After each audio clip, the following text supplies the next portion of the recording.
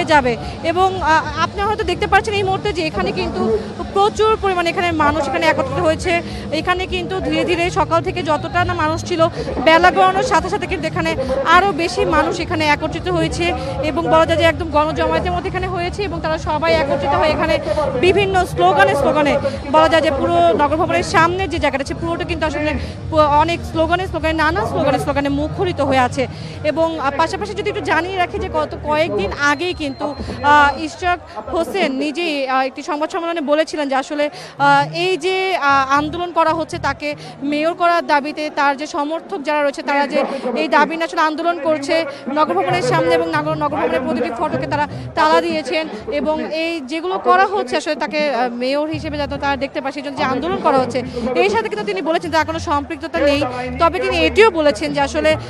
আন্দোলন করা নগরের নাগরিকদের আসলে অধিকার, তারা চাইলে সেটি করতেই পারে। তো এমনও কিন্তু ইশরাক হোসেন বলেছিলেন এবং এর পরবর্তীতে কিন্তু আমরা দেখেছি যে গত কয়েকদিন ধরেই আসলে এই যে তাকে মেয়র হিসেবে দেখার জন্য আসলে প্রত্যেকেই এখানে একত্রিত আছেন এবং তারা একত্রিত হয়েই কর্মসূচি পালন করছে এবং তারা যে দাবিটি জানাচ্ছেন যে আসলে মেয়র হিসেবে যেভাবেই হোক যে কোনো মতেই হোক তারা আসলে ইশরাক হোসেনকে আসলে তারা মেয়র হিসেবে দেখতে চাচ্ছেন এবং যেন খুব তাড়াতাড়ি তাকে শপথ পাঠ করানো হয় সেই ব্যাপারটি কিন্তু তারা বারবার আসলে তুলে ধরছে। তারা এটিও বলেছেন এবং তারা যে হুঁশিয়ারিটি দিয়েছেন আসলে যে যতদিন পর্যন্ত না ইশরাক হোসেনকে আসলে শপথ করানো হবে ততদিন পর্যন্ত তারা তাদের যে চলমান আন্দোলন সেটি চালিয়ে যাবেন এবং যদি প্রয়োজনে তারা আরও কঠোর অবস্থান তারা নেবেন বলেও তারা জানিয়েছেন। এবং ঢাকাবাসীর এই অবস্থান কর্মসূচিতে কিন্তু একাত্মতা প্রকাশ করে ঢাকা দক্ষিণ সিটি কর্পোরেশনের এখানে কিন্তু সাধারণ জনগণ যারা রয়েছেন তারাও কিন্তু একত্রিত হয়েছেন। তবে পাশাপাশি যদি একটু জানিয়ে রাখি যে আসলে আপনারা দেখতে পাচ্ছেন যে নগর ভবনের সামনের দুই দিকের রাস্তায় কিন্তু এখানে ব্লকেট করা রয়েছে এবং এই ব্লকেট কর্মসূচির সাথে কিন্তু যদি আমি একটু বলি যে এখানে কিন্তু এই যে ব্লকেট কর্মসূচি পালন করা হচ্ছে এখানে কিন্তু রাস্তা দিয়ে আসলে এই গুরুত্বপূর্ণ রাস্তা দিয়ে কিন্তু অনেক গণপরিবহন থেকে শুরু করে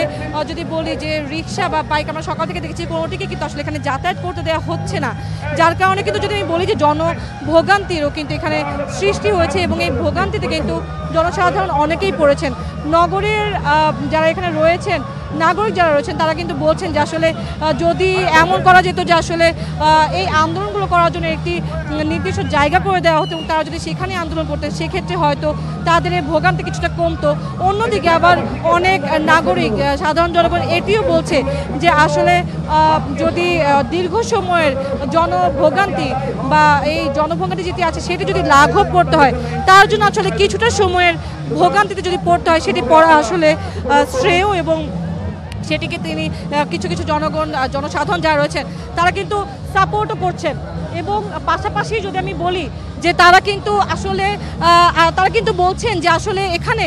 তাদের যে আজকে গণজমায়েতের সৃষ্টি হয়েছে এখানে যে পরিমাণে মানুষ এখানে একত্রিত হয়েছে এবং পাশাপাশি যদি আমি একটু বলি যে এখানে কিন্তু আমরা দেখতে পারবেন যে এখানে কিন্তু এখানে বড় ট্রাকে করে আসলে সাউন্ড বক্স থেকে শুরু করে আরও বিভিন্ন যন্ত্রাদি